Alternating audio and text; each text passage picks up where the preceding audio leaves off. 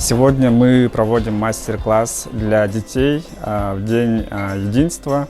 Задача и цель мастер-класса – ознакомить детей с якутской кухней с самых малых лет, прививаем культуру, традиции нашей республики.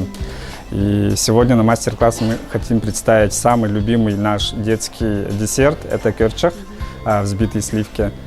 Все дети его очень любят.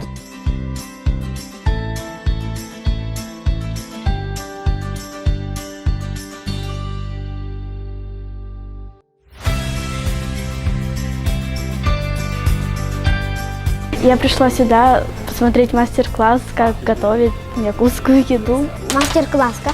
Да, ну hayatı gidi. Тобут çocuğlarga öğrendik.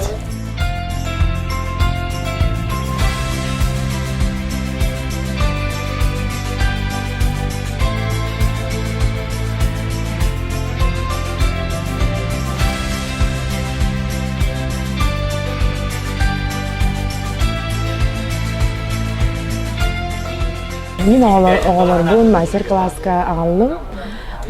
Тоҕо диэтерге кыра эрдэхтариттен төрүт культураларын билиннер демин көрчагай хайдах оҥорорго үөрене. Жевдер көрчагай оттон сии хатыбыт.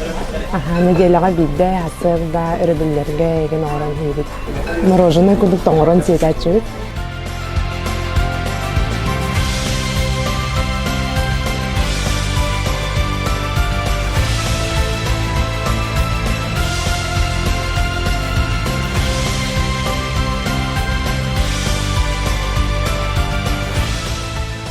Детей участвовало 10, все отлично научились.